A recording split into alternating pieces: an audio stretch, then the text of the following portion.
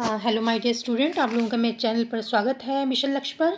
और यहाँ पे जैसे कि हम लोग यूनिट 8 पढ़ रहे हैं एजुकेशनल टेक्नोलॉजी। तो इसका आज जो पार्ट है वो 6 है। इसमें आज का जो टॉपिक है हम लोगों का वो है, जो ओवरव्यू हमको देखना है बिहेवियरिस्ट और कॉग्निटिव एंड कंस्ट्रक्टिव थ्योरीज जो हैं और उनकी इम्प्लीकेशन जो है उस पर हम लोगों को देखना है। तो एक एक करके हम लोग पढ़ेंगे। आज जो हम लोग पढ़ेंगे वो है व्यवहारवाद। आज का जो टॉपिक है हमारा वो व्यवहारवाद है, यानी कि बिहेवियरिस्ट के बारे में, जो व्यवहारवाद के बारे में हम लोग पढ़ेंगे। आखिर ये है क्या? देखिए, जैसे कि व्यवहारवाद नाम से ही पता चल रहा है कि व्यवहार में परिवर्तन, यानी कि जो हम कोई, जैसे बच्चा कोई अनुक्रिया करता है, कोई क्रिया करता है, व्यवहार करता है, ठीक है, उस व्यवहार की यहाँ पे बात हो रही है। अब यहाँ पे जो व्यवहारवादी हैं ये क्या कहते हैं? ये कहते हैं कि जो अधिगम है या लर्निंग है, जो बच्चा सीखता है, लर्निंग वह है कि जब उसके व्यवहार में परिवर्तन होता है। ठीक है, अगर बच्चा साइकिल सीख रहा है तो अगर वो ठीक से चला लेगा, अगर उसको देखा जाएगा वो ठीक से चला लेता है, यानी कि वो सीख गया, तब तो हम कहेंगे कि अधिगम हुआ है, अन्यथा हम कहेंगे अधिगम नहीं हुआ है। यानी कि उसके व्यवहार में परिवर्तन जो है वो दिखना चाहिए कि हाँ परिवर्तन हो रहा है। जब परिवर्तन हो उससे ही सीखना कहते हैं। अगर परिवर्तन नहीं हुआ, चाहे इतना समय लगाया हो सीखने में, अगर परिवर्तन नहीं हुआ तो हम उसको अधिगम या हम लर्निंग नहीं मानेंगे। ठीक है, तो व्यवहारवाद क्योंकि व्यवहार की बात करता है और ये बहुत ही पुराना एक फिलॉसफी है, बहुत पुरानी ये चली आ रही है। और इसमें बच्चे के व्यवहार में आप इसमें और भी जो बहुत सारे जो स्किनर हैं और पावलोव हैं, थॉर्नडाइक है, इन सबको पढ़ेंगे। ठीक है, तो ये जो है अगर इसमें अगर कहा जाए तो देखिए, व्यवहारवाद के जो प्रतिपादक हैं वो वाटसन को माना जाता है, कहा जाता है, क्योंकि इन्होंने एक बुक लिखी थी जिसको बिहेवियरिज्म कहा जाता है। ठीक है, और ये जो बुक थी इसके पहले भी एक मनोवैज्ञानिक थे इवान पावलोव के, उन्होंने इसके पहले इस पे बहुत सी थ्योरी लिखी थी, बहुत जांच इसकी की थी, बहुत सारे इस पे काम किया था इस चीज़ पे। तो उनके जांच परिणामों पर भी ये बुक आधारित है। यानी कि अगर कहा जाए तो एक तरह से शुरुआत जो हो गई थी वो इवान पावलोव ने किया था, लेकिन क्योंकि उन्होंने इसका कोई लिखित में कोई चीज़ नहीं इसके बारे में थ्योरी प्रस्तुत की थी, तो इसका जो श्रेय जाता है वो जाता है वाटसन को। उन्होंने इनकी ही थ्योरी को, इनकी थ्योरी पर आधारित, और एक इन्होंने और भी इन्होंने अपना एक वो किया था, एक्सपेरिमेंट किया था एक बच्चे के ऊपर। ठीक है, उस बच्चे का नाम था, एक अल्बर्ट नाम का बच्चा था, जिस पे इन्होंने एक एक्सपेरिमेंट किया था कि उन्होंने देखा कि जो बच्चा जो है एक बार खरगोश से डर गया। ठीक है, खरगोश से डर गया तो ये हुआ कि वो हर जो सफ़ेद चीज़, अगर उसको टेडी बियर दिया जाए सफ़ेद कलर का, वाइट कलर का, या उसको एक डॉगी दिया जाए, सबसे ही वो डरने लग गया था। तो एक तरह से इन्होंने ये देखा कि एक तो ये इन्होंने एक्सपेरिमेंट किया, और दूसरा आप अगर पावलोव की जब थ्योरी पढ़ेंगे, अधिगम की थ्योरी पढ़ेंगे, तो उसमें देखिए उन्होंने कुत्ते पे एक्सपेरिमेंट किया था। तो इस तरीके की जो व्यवहार में जो परिवर्तन है वो ये व्यवहारवाद जो फिलोसफर है वो बात करते हैं। तो इन्होंने कहा है कि जो बिहेवियरिज्म है वो मुख्य रूप से क्या है कि व्यवहार में परिवर्तन करना। ठीक है, तो इन्होंने क्या कहा, तो इनकी सारी जो थ्योरी है, जो भी इन्होंने कहा है, वो इनकी बुक में जो भी समाहित है, वो सब जो रिलेटेड है वो पावलोव की थ्योरी से रिलेटेड है, उस पर आधारित है, हम कह सकते हैं उस पर आधारित है। तो व्यवहारवाद के जो अगर समर्थकों को देखेंगे तो सबसे पहले तो वाटसन का नाम आता है। ठीक है, लेकिन और फिर आता है थॉर्नडाइक का, जो कि इनके स्टूडेंट थे, पावलोव थे, स्किनर थे, और हल के नाम भी आते हैं, और एक नाम है जॉन लॉक का। ठीक है, जॉन लॉक का भी इसमें नाम है। वो इससे भी पुराने हैं, इससे आई थिंक 17वीं सेंचुरी के, यानी कि 17 सेंचुरी के हैं वो। तो इसमें इस तरीके से हम देखते हैं कि व्यवहारवाद में जो बात होती है, सबसे पहले व्यवहार में परिवर्तन की बात होती है, कि उसके बच्चे के व्यवहार में अगर परिवर्तन होगा तो हम कहेंगे कि अधिगम हुआ, लर्निंग हुई। और दूसरी ये बात जो कहते हैं कि लर्निंग जो है वो फोर्सफुली कराई जाती है। यानी कि बच्चा सीखना नहीं चाहता, बच्चे पर दबाव डाल के या किसी भी, या जो पशु है, इन्होंने पशुओं पर, एनिमल्स पर ज़्यादा एक्सपेरिमेंट किए हैं। तो ये कहते हैं कि जो लर्निंग होती है, सीखने की जो प्रक्रिया होती है, वो फोर्सफुली होती है, यानी कि दबाव से होती है, ये बात कहते हैं। ठीक है। और तीसरा इन्होंने कहा है कि जो ह्यूमन ब्रेन है, या जो ये ब्रेन को इम्पटी बताते हैं कि वो खाली एक वेसल जो होता है वैसा ही है, उसमें कुछ भी नहीं है, उसको बाहर से उसमें ज्ञान डाला जाता है। जो भी ज्ञान है वो एक्सटर्नल होता है, बाहर से उसमें ज्ञान डाला जाता है, यानी कि बाहर से वो अनुक्रिया उसको कराई जाती हैं, उसको फिर उसको पुनर्बलन दिया जाता है, यानी कि उसको प्रशंसा या कोई भी चीज़ दी जाती है, उसको लालच दिया जाता है, फिर उस प्रक्रिया को सीख लेता है, उस अनुक्रिया को सीख लेता है। तो ये कहते हैं कि जो ह्यूमन है, या जो भी इनके पास इम्पटी ब्रेन है, इनकी ब्रेन नाम की चीज़ नहीं है, तो ये क्या है, ये जो भी ज्ञान सीखते हैं, जो भी लर्निंग होती है, वो लर्निंग इनकी बाह्य रूप से होती है, बाहर से होती है, यानी कि उनको हर चीज़ सिखाई जाती है बाहर से, इनको कंडीशनिंग करके इनको हर चीज़ सिखाई जा सकती है, ट्रेनिंग दे के इनको सिखाया जा सकता है। ठीक है, इस बात को ये मानते हैं। अब जो वॉटसन थे, उन्होंने एक उनका फैक्ट भी है, उन्होंने कहा था कि देखिए, हमको कुछ स्वस्थ बच्चे, जो अच्छे हेल्दी बच्चे हों, वो हमको दे दीजिए, और आप जो कहेंगे मैं उनको बना दूँगी। चाहे डॉक्टर आप कहें तो डॉक्टर बना दूँगा, चोर कहें तो चोर बन जाएगा, जो आप कहेंगे। क्योंकि इन्होंने इस बात को माना कि बच्चा जो है वो एक खाली स्लेट की तरह आया है, वो ब्रेन, अभी इन्होंने कहा ना कि इम्पटी ब्रेन, तो उन्होंने कहा खाली स्लेट की तरह बच्चा है, तो उस पर हम जो भी वातावरण से, या जो भी क्रियाओं से, जो भी व्यवहार से उसको सिखाएंगे, वो बच्चा उसको सीख जाएगा, वैसा ही वो बन जाएगा। ये इस बात को मानते थे, इसीलिए इसमें कहा गया है, इम्पटी ब्रेन की बात कही गई है। और उन्होंने लर्निंग को फोर्सफुली बताया है कि फोर्सफुली है, और इन्होंने बताया लर्निंग जो है व्यवहार में परिवर्तन है। अगर आप कोई चीज़ सीख रहे हैं, कोई चीज़ कर रहे हैं, अगर उसमें परिवर्तन नहीं हुआ, आपने वो चीज़ सीख के ये नहीं लगा कि आपने सीखा है, या आप उस कार्य को कर पा रहे हैं पूरी तरह से, तब तक उसको अधिगम नहीं माना जाएगा, लर्निंग नहीं मानी जाएगी। और एक बात, और इन्होंने जो एनिमल्स और ह्यूमन्स पे एक्सपेरिमेंट किए हैं, और क्योंकि आपने देखा है कि अगर ठंड है कि आप थ्योरी पढ़ते हैं, उन्होंने भी देखिए बहुत से एनिमल्स पे किया है, पावलाव का आप पढ़ते हैं, उन्होंने भी देखिए एक कुत्ते पे किया है, या आप पढ़ते हैं स्किनर का पढ़ते हैं तो उन्होंने चूहे पे किया है। तो इस तरीके से इन्होंने क्या किया, इन्होंने क्या है, एनिमल्स पे एक्सपेरिमेंट बहुत सारे किए हैं। तो उस तरीके से आई थिंक आप लोगों को समझ में आ गया होगा। तो यहाँ पे देखिए क्या लिखा है, व्यवहारवाद के प्रतिपादक जो हैं, जो इसके जनक कहे जाते हैं, वो वॉटसन को कहा जाता है। इन्होंने एक पुस्तक भी लिखी थी जिसको बिहेवियरिज्म कहते हैं, जो कि मुख्य रूप से रूसी मनोवैज्ञानिक इवान पावलाव के जांच परिणामों पर आधारित थी। ठीक है, देखिए ये बात आ गई कि जांच इवान पावलाव के जांच परिणामों पर आधारित थी। और जो ये भी क्वेश्चन आपके नेट में आ चुका है कि जो पावलाव थे, इनको नोबेल प्राइज़ भी मिला था। ठीक है, इनके कार्यों के लिए नोबेल प्राइज़ भी इनको मिला है। और व्यवहारवाद के जो समर्थक हैं, उनमें वॉटसन का नाम है, थॉर्नडाइक का नाम है, पावलाव के नाम है, स्किनर हैं और हल हैं। ठीक है, ये इनके नाम हो गए। और जो उन्होंने बुक लिखी थी, जो बिहेवियरिज्म, जो वॉटसन ने बुक लिखी थी, ये लिखा है 1904 में, ये नहीं, इन्होंने लिखा है 1924 में ये बुक लिखी है। और जो पावलाव हैं, उनको जो प्राइज़ मिला था नोबेल प्राइज़ मिला था, वो 1904 में मिला था। ठीक है, चलिए आगे चलते हैं। आगे देखते हैं क्या है।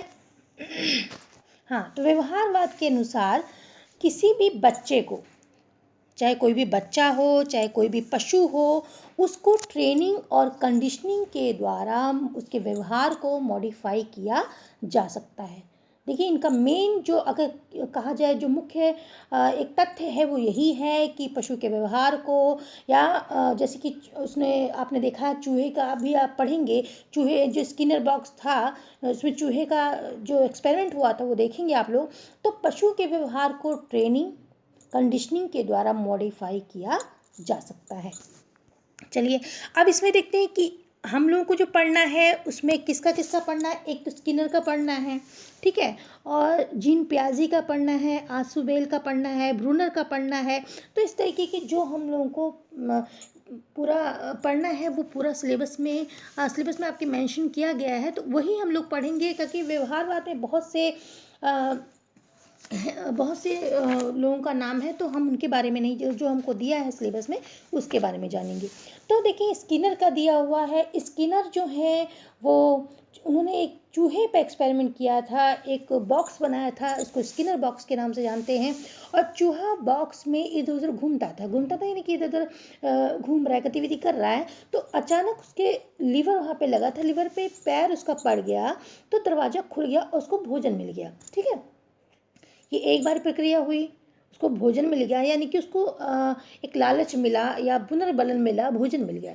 तो फिर दोबारा, अभी सीखा नहीं है वो, दोबारा फिर घूम रहा है, कोशिश कर रहा है। फिर 2-3 बार करने से क्या हुआ कि उसका जब दरवाजे पे या लीवर पे पैर पड़ जाता तो वो खुल जाता, उसको भोजन मिल जाता। इस तरह की ये अनुक्रिया वो सीख गया। फिर वो अपने बहुत आराम से, आसानी से जब उसको सीख गया, तो जाकर वो लीवर पे ही पैर रख देता और खुल जाता, भोजन मिल जाता। तो इस तरीके वो जो ये अनुक्रिया करने से इसको, और जो पुनर्बलन दिया गया, जो इसको भोजन मिला, उसी प्रक्रिया को सीख गया। तो इसी को हम लोग क्रिया प्रसूत अधिगम या सक्रिय अनुबंधन सिद्धांत कहते हैं। ठीक है, और इसको देखिए, इसमें क्या होता है, अभी मैंने आपको बताया कि इसमें एक्सटर्नल यानी बाहर से जो लर्निंग हो रही है, यानी इसे मानसिक रूप से, यानी कि इसमें तो यही बताया गया है कि इम्प्टी ब्रेन की ह्यूमन है। तो यहाँ पे तो अंदर से लर्निंग या मानसिक रूप से लर्निंग या मेंटली लर्निंग कोई हो ही नहीं रही है। यहाँ पे एक्सटर्नल लर्निंग की बात हो रही है, क्योंकि बाह्य रूप से उसके अनुक्रिया करा के, उसको व्यवहार करा के उसको सिखाया जाएगा, इसके व्यवहार में परिवर्तन किया जाएगा। ठीक है, और इसमें रेनफोर्समेंट की बात होती है, जो कि पुनर्बलन है, उसकी बात होती है, ये भी हम लोग पढ़ चुके हैं।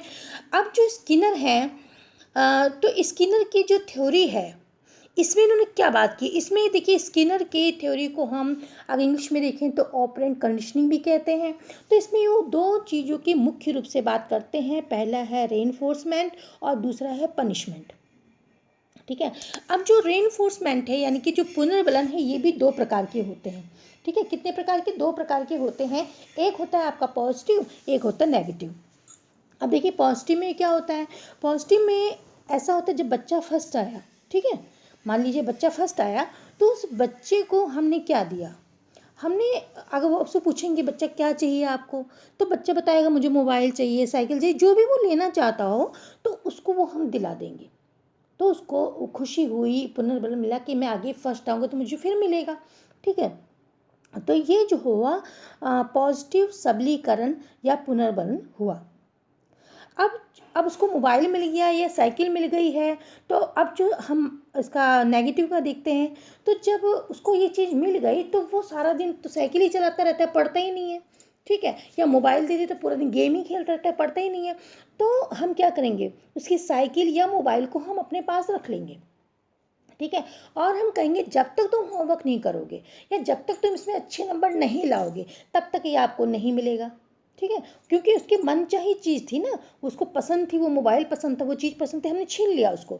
छीन लिया, हमेशा के लिए नहीं, थोड़ी समय के लिए छीन लिया, जब तक वो कार्य को नहीं करता है।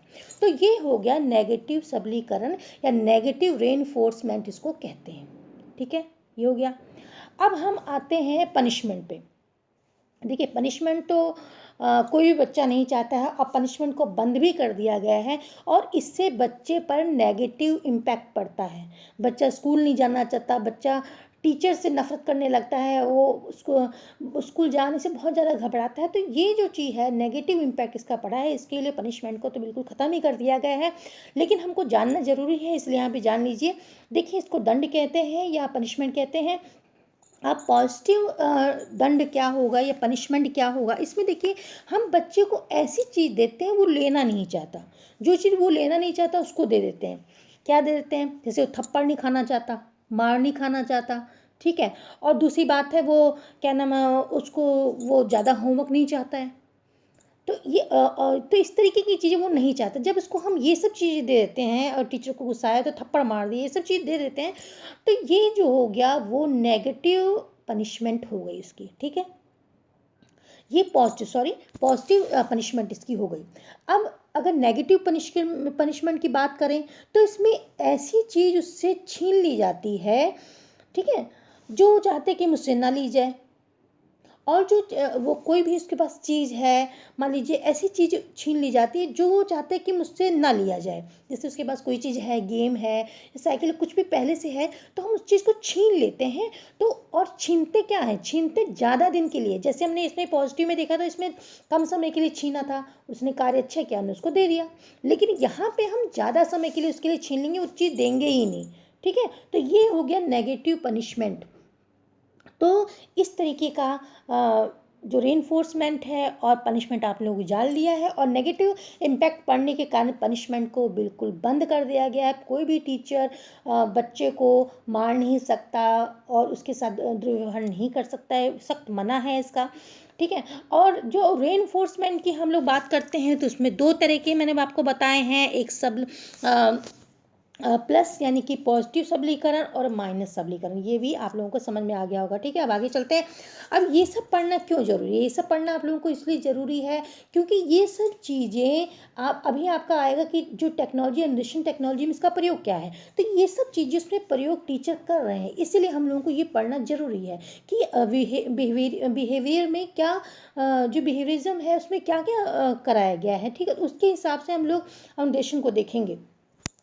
अब जो स्किनर हैं, उन्होंने जो रेनफोर्समेंट के बारे में बताया है, उसका शेड्यूल जो था उसके बारे में देखते हैं, किन कौन कौन से तरीके के रेनफोर्समेंट होते हैं, उसको हम लोग देख लेते हैं। ठीक है, तो देखिए उसमें क्या होता है, उसमें इन्होंने एक बताया है कॉन्टिन्यूअस, यानी लगातार। इसका मतलब ये है कि बच्चे को, जैसे ही बच्चे ने कोई अच्छा कार्य किया, तुरंत आपने उसको चॉकलेट दे दी। ठीक है, फिर उसने अच्छा कार्य किया, फिर चॉकलेट दे दी। तो मतलब बार बार निरंतर ये चीज़ होती रहती है। इसको हिंदी में कहेंगे निरंतर अनुसूची। ठीक है, कोई भी आदत या व्यवहार को जो हम शुरू कराना है, जैसे बच्चे से कोई हम काम कराना चाहते हैं या कोई चीज़ शुरू कराना चाहते हैं, तो उसको हम ये अगर कॉन्टिन्यूअस रेनफोर्समेंट देते हैं, तो वो बच्चा उस चीज़ को जल्दी से मतलब स्टार्टिंग में सीख जाएगा। ठीक है, शुरू करने के लिए कोई चीज़ शुरू करना है, स्टार्ट करना है, तो ये जो है इस तरीके का कॉन्टिन्यूअस जो पुनर्बलन है, ये बहुत अच्छा है। और दूसरा जो है वो पार्शियल आपका रेनफोर्समेंट है, इसको हिंदी में कहते हैं आंशिक अनुसूची। क्या कहते हैं? हिंदी में आपको आंशिक अनुसूची इसको बोलते हैं। और इसमें देखिए दो तरीके के, इसमें भी दो तरीके की बात हुई है। एक है आपका इसमें इंटरवल, यानी समय अंतराल देखा जाता, अंतराल है यानी कि थोड़ा थोड़ा टाइम पे है, और दूसरा है रेशियो। ठीक है, अब इसमें जो इंटरवल है, इसमें भी दो तरीके के हैं, फिक्स्ड है और एक वेरिएबल है, और आपका जो रेशियो है उसमें भी फिक्स्ड है और वेरिएबल है। अब इसको हम एक एक करके समझते हैं। तो पहला आपका है इंटरवल। तो इंटरवल का देखिए, जो इंटरवल है उसमें क्या होता है आपका इसमें आपका देखिए जो आपका इंटरवल है, इसमें पहला बताया गया है फिक्स। तो फिक्स में आपका क्या होता है, इसमें एक निश्चित समय होता है, निश्चित इंटरवल पे उस बच्चे को रेनफोर्समेंट दिया जाता है। इसमें एक निश्चित समय के अंतराल पर जब पुनर्बलन दिया जाता है, बल दिया जाता है, तथा उसे निश्चित अंतराल रूप का पुनर्बलन कहा जाता है। मान लीजिए इसमें क्या होगा, इसमें ये होता है कि जैसे हर 5 मिनट पे, है ना, हर 15 मिनट पे, हर घंटे, या आप उस बच्चे को चीज़ें देंगे। अब यहाँ पे अगर हम टेस्ट के रूप में देखें, यूनिट टेस्ट के रूप में देखें, तो यहाँ पे एक फिक्स रहेगा कि बच्चे ने हर 2 यूनिट के टेस्ट के बाद अगर अच्छे नंबर लाता है, यानी कि हर 2 यूनिट टेस्ट में दोनों में अच्छे नंबर लाया तो उसको दे दिया, फिर 2 में लाया फिर दे दिया, फिर 2 में लाया फिर दे दिया। तो इस तरह से ये फिक्स रहता है। ठीक है, और जो दूसरा है वेरिएबल है, तो इसमें क्या कहते हैं, इसमें कभी 2 के बाद उसको दे दिया। ठीक है, यानी कि 2 यूनिट के बाद दे दिया, कभी हमने 2 के बाद नहीं तो 3 के बाद दे दिया, कभी 1 के बाद दे दिया। तो इसमें कोई फिक्स नहीं, तो बच्चा जो है इसमें कंफ्यूज रहता है कि वो इसमें अच्छा करे कि ना करे, तो वो करते ही रहता है। उसको ये रहता है कि हो सकता है इसमें दे दिया जाए, हो सकता है इसमें हमको प्राइज़ मिल जाए, हो सकता है इसमें, तो मेहनत वो करता रहता है। ठीक है, तो ये जो वेरिएबल वाले हैं ये बहुत अच्छे होते हैं। और दूसरा है आपका फिक्स जो है, जो आपका रेशियो में क्या होता है, इसमें बच्चा जितनी बार अनुक्रिया अच्छी करता है, इसमें बच्चे के ऊपर डिपेंड होता है। इसमें क्या होता है, इसमें ये है जैसे निश्चित अनुपात, यानी कि पुनर्बलन इसको कहा जाता है। इसमें कितनी बार अनुक्रिया करने पर पुनर्बलन दिया जाएगा, यानी कि जैसे प्रत्येक 5 अनुक्रिया पर अगर वो 5 बार अच्छे नंबर लाता है, 5 बार अच्छी अनुक्रिया करेगा तो उसको मिलेगा, फिक्स है बिल्कुल, ठीक है। तो इसमें फिक्स होता है। दूसरा है वेरिएबल, रेशियो वेरिएबल। इसमें क्या होता है, इसमें बच्चे को अनिश्चित होता है। ये इसका अगर हम एग्जांपल समझें तो जैसे लॉटरी वाले होते हैं ना, कि उनको पता ही नहीं होता, लॉटरी वाले एक बार खरीदेंगे लॉटरी, तो उनको ये नहीं पता कि आपकी लॉटरी निकल जाएगी नहीं निकलेगी, लेकिन खरीदेंगे, फिर दोबारा खरीदेंगे, फिर तिबारा खरीदेंगे। तो अगर कभी निकल भी सकती है, एक ही बार भी निकल सकती है, कभी 2 बार भी निकल सकती है, तो उनको ये पता नहीं होता, लेकिन वो पूरे मन से खरीदते, पूरे पैसे दे के खरीदते हैं। अब उसी तरीके से एक जुआरी है, वो हर बार यही सोचता है, पूरे मन से खेलता है, कभी कभी पहली बारी में जीत जाता है, कभी जीतता ही नहीं अंत तक, और कभी 3 के बाद जीतता है, कभी 4 के बाद, कोई अनिश्चित रहता है। तो इसके चक्कर में वो क्या करता है, पूरा ध्यान अपना उसमें लगाता है, पूरा समय उसमें लगाता है। उसी तरीके के बच्चे का भी है कि बच्चे को यहाँ पे अनिश्चित है कि कब उसको गिफ्ट मिलेगा, कब उसको प्राइज़ मिलेगा, ठीक है, कितनी बार अनुक्रिया करे, ये कुछ पता नहीं, लेकिन पूरे मन से वो पढ़ाई करता रहता है, पूरे मन से पूरे साल भर पढ़ाई अच्छी वो करता रहता है, कन्फ्यूज रहता है कब मिल सकता है, तो वो उसको इसमें ये पता नहीं रहता। तो इस तरीके का जो है वेरिएबल वो सबसे अच्छा होता है। तो अब आप लोगों को समझ में आ गया होगा। अब आगे देखते हैं कि लॉन्ग टर्म के लिए अगर हम देखिए कोई चीज़ अगर स्टार्ट करवानी है बच्चे को, तो कॉन्टिन्यूअस जो आपका वेरिएबल सबसे बेस्ट है, ठीक है। अगर लॉन्ग टर्म के लिए देखें, लंबे समय के लिए, लॉन्ग टर्म के लिए व्यवहार या आदत को कायम रखने के लिए सबसे अच्छा जो वेरिएबल है वो रेशियो शेड्यूल है, यानी कि इसको वेरिएबल रेशियो शेड्यूल जो है उसको सबसे बेस्ट है। अब एक बात का ध्यान आप दीजिए कि देखिए अगर कोई चीज़ स्टार्ट करवानी है तो आपका सबसे अच्छा है कॉन्टिन्यूअस, ठीक है। और व्यवहार परिवर्तन के शुरू में आपको जैसे बताया कॉन्टिन्यूअस था, बाद में जो फिक्स्ड अनुपात या अंतराल पुनर्बन सबसे अच्छा होता है, ठीक है। लेकिन अगर हम ये कहें कि और सबसे बेस्ट मैंने आपको बता दिया है, सबसे बेस्ट आपका है वेरिएबल रेशियो शेड्यूल, जिसको बोलते हैं, ये सबसे बेस्ट है।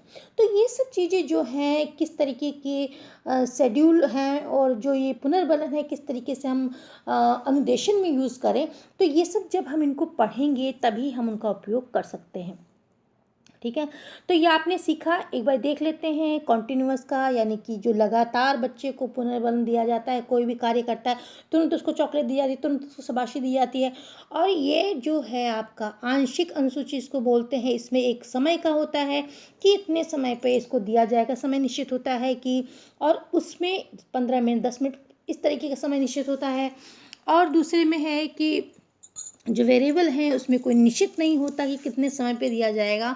और रेशियो में अनुपात है, इनकी अनुक्रिया है, वो कितनी अनुक्रियाओं पे उसको दिया जाएगा ये फिक्स है, 2 अनुक्रिया अच्छी करेगा तो दिया जाएगा, ठीक है, या 4 करता है तो ये फिक्स कर देते हैं। और वेरिएबल जो है रेशियो वेरिएबल जो आपका पुनर्बलन है, इसमें कोई चीज़ निश्चित नहीं होती है कि वो कितनी बार अनुक्रिया करेगा, कभी एक बार ही करा तो दे दिया, कभी 2 बार ही करा तो दे दिया, इस तरीके से कोई निश्चित नहीं होता। तो इसमें बच्चा जो है वो हमेशा उस रेनफोर्स के लालच में अपना मेहनत करता रहता है, पढ़ता रहता है।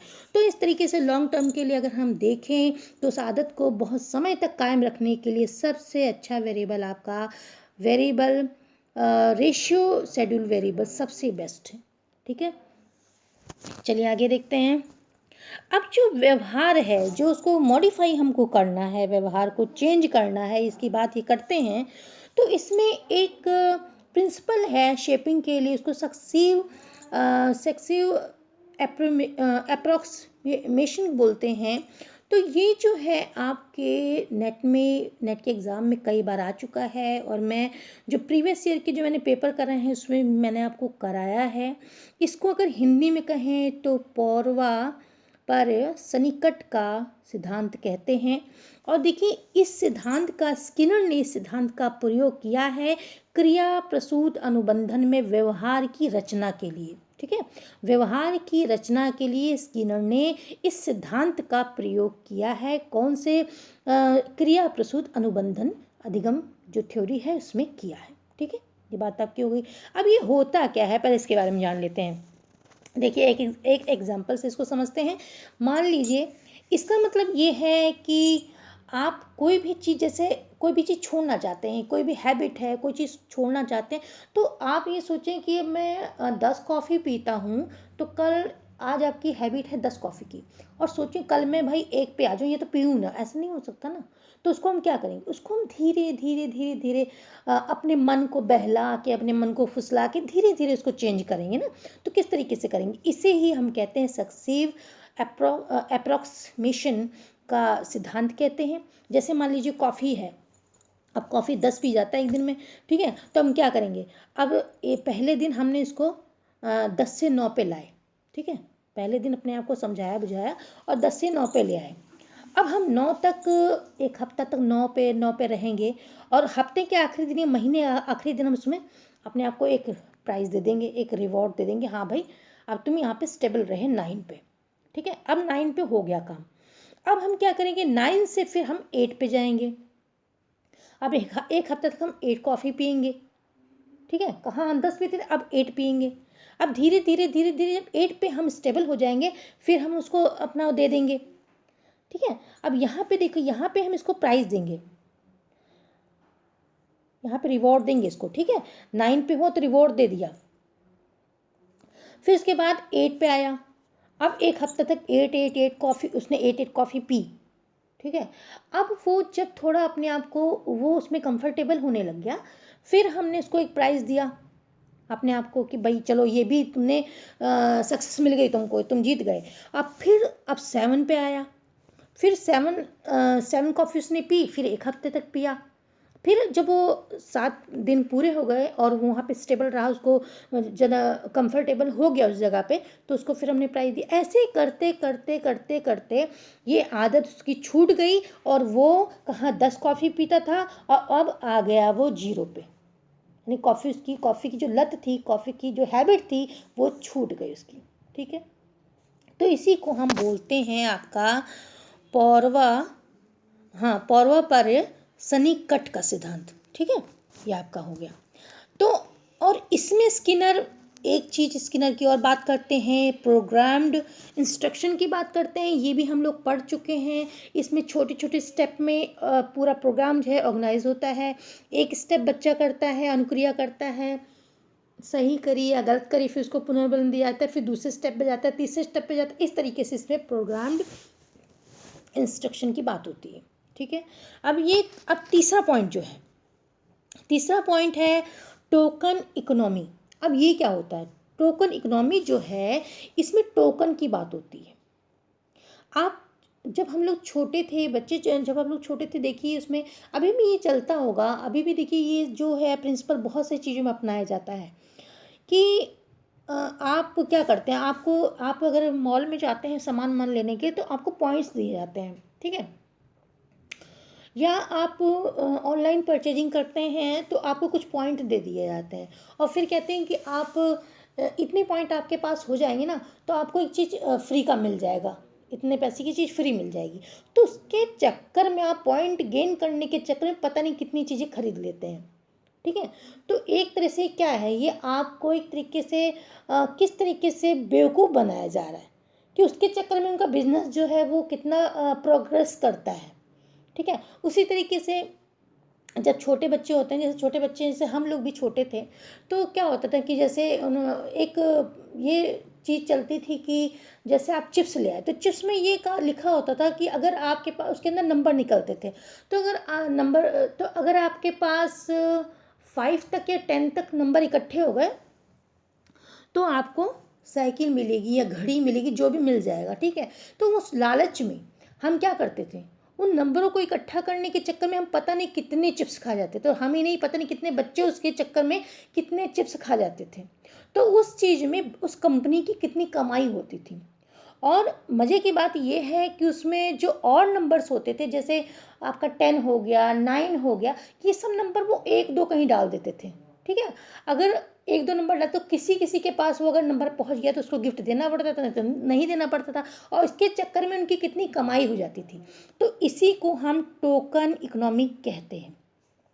अब अगर हम शिक्षा में अगर टीचर जो यूज़ करते हैं, अगर टीचर इसमें यूज़ करेंगे तो क्या करेंगे। अब जैसे बच्चे ने क्या किया, बच्चे ने यदि अब बच्चे को अगर हम ये कहें कि या टीचर या बच्चा समझे कि अगर मैं फर्स्ट आऊँगा तो मुझे मोबाइल या गिफ्ट मिलेगा 1 साल बाद, तो 1 साल बाद में तो काफ़ी समय, तो इतना दिन तो बच्चा इंतज़ार नहीं करेगा। तो क्या करेंगे हम लोग, तो वहाँ पे टीचर क्या कर सकता है या पेरेंट्स क्या कर सकते हैं, वहाँ पे देखिए हम ये कहेंगे कि अगर 2 यूनिट टेस्ट में आप अच्छे नंबर लाते हैं तो आपको स्टार मिलेगा, ठीक है। और अगर इसी तरीके से आप रोज़ हफ्ते में टेस्ट होते हैं उनको भी अच्छा करते रहे, तो जब 10 स्टार हो जाएंगे तो आपको स्माइली दे दी जाएगी, और जब 10 स्माइली हो जाएगी तो आपको जो भी आपको गिफ्ट है या साइकिल है या मोबाइल जो भी है वो उसको दे दिया जाएगा। तो एक तरह से बच्चे इसके लालच में पढ़ते रहते थे, बच्चे इसमें अपनी जो पूरा कुशलता से उस चीज़ को लर्न करते थे, पढ़ते रहते थे, है ना। तो ये है टोकन इकोनॉमी। तो इस तरीके से, और इसमें एक बात और होती है, एक है प्री मेक डेविड प्रिंसिपल। इसका मतलब ये होता है कि बच्चे की पसंद का रीइंफोर्समेंट देना, यानी कि बच्चा जो है उसको जो चीज़ पसंद हो, मान लो मोबाइल पसंद है, गेम पसंद है या कोई टॉय पसंद है, तो उसकी पसंद का उसको रीइंफोर्समेंट देना। तो ये जो चीज़ें हैं ये है, इसको कहते हैं बच्चे की पसंद का जो रीइंफोर्समेंट देते हैं, ये जो प्रिंसिपल है ये प्री मेक डेविड का है। तो आपने देखा इसमें कितनी सारी चीज़ें हैं कि प्रोग्राम्ड इंस्ट्रक्शन है, आपका सक्सीव अप्रोक्सीमेशन है, और आपका टोकन इकोनॉमी है। तो ये सब चीज़ें जो हैं, ये सब चीज़ें जो टीचर जो है अपनी जब वो अनुदेशन देगा, अनुदेशन टेक्नोलॉजी, जब इंस्ट्रक्शन टेक्नोलॉजी को जब अपनाएगा, उसमें ये सब जो तकनीक है, ये सब चीज़ें उसको शामिल करेगा, ठीक है। अब जो अनुदेशात्मक अभिकल्प जो हमने अभी पढ़ रहे हैं, डिजाइन्स हैं, उसमें व्यवहारवाद या स्किनर के सिद्धांतों का क्या यूज़ होगा उसको देखते हैं, ठीक है। तो सबसे पहले तो ये है कि बच्चा इसमें पूरे साल सक्रिय रहेगा। भाई इसको पता ही नहीं कि कब उसको गिफ्ट मिलेगा, वो तो उसी चक्कर में, गिफ्ट के चक्कर में, प्राइज के चक्कर में पूरे साल वो लगा रहेगा, बच्चा अनुक्रिया करता रहेगा। तो एक तो बच्चा सक्रिय रहेगा, ठीक है। और जो टीचर है वो अनुक्रिया द्वारा, ट्रेनिंग द्वारा उसको व्यवहार में उसके परिवर्तन करेगा, ठीक है। और जैसे कि रीइंफोर्समेंट का वो यूज़ कर सकता है, जैसे मैंने आपको बताया कि स्टार्ट करने के लिए, कोई व्यवहार को स्टार्ट करने के लिए जो कॉन्टिन्यूअस आपका रीइंफोर्समेंट सबसे बेस्ट है, ठीक है। तो किसी आदत को अगर बच्चे को उनको वो करना है, उसको बच्चे को आदत को शुरू करवानी है, अच्छी आदत, तो कॉन्टिन्यूअस जो उसका रीइंफोर्समेंट है उसका इस्तेमाल कर सकता है। और उस आदत को ज़्यादा समय तक अगर कायम रखना है, ठीक है, तो वो कौन सा वेरिएबल यूज़ करेगा, तो वो जो आपका है रेशियो वेरिएबल पुनर्बलन का इस्तेमाल कर सकता है, ठीक है। ये हो गया आपका। अब जो प्रोग्राम्ड इंस्ट्रक्शन का यूज़ कैसे करता है टीचर, उसमें यूज़ कर सकता है फाउंडेशन में, उसमें जो बच्चे को एक एक स्टेप करा के, जैसे एक स्टेप उसने कवर किया, एक स्टेप ठीक किया, एक स्टेप, तो उसको पुनर्बलन दे के आगे वो गया, ठीक है।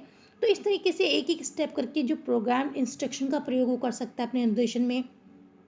और शेपिंग में देखिए, जो मैंने आपको बताया सक्सीव अप्रॉक्सीमेशन का, जो मेशन का बताया है, इसमें सिद्धांत का उपयोग कर सकता है। जैसे मान लीजिए उसके अंदर 10 आदतें खराब हैं, ठीक है, तो उसके लिए क्या करेगा, उसके लिए वो एक एक आदत को, जैसे मैंने आपको बताया था कॉफ़ी का है, वैसे एक एक आदत को, इकट्ठी तो आदतें सारी नहीं छूटेंगी ना, और एक एक आदत को एक एक करके धीरे धीरे छुड़ाएगा। या किसी आदत को छुड़ाना है तो उसको इस तरीके से छुड़ाएगा कि धीरे धीरे, यानी कि अगर वो जैसे 7 आदतें उसके पास ख़राब हैं, तो एक आदत को छुड़ाएगा धीरे धीरे करके, फिर उसको गिफ्ट देगा, फिर वहाँ जब कंफर्टेबल हो जाएगा फिर उसको एक आदत को छुड़ाएगा। इस तरीके से उसको ये चीज़ भी जो वो है अपने अनुदेशन में किसी प्रक्रिया में सुधार करने के लिए, किसी व्यवहार को सुधार करने के लिए वो उसका उपयोग कर सकता है, ठीक है। और उसके बाद है टोकन इकोनॉमी का, मैंने आपको बताया है किस तरीके से वो अपने इस प्रिंसिपल का यूज़ भी वो अपने इसमें अनुदेशन में, यानी कि जो आपका है अविकल्प में वो इसका यूज़ कर सकता है।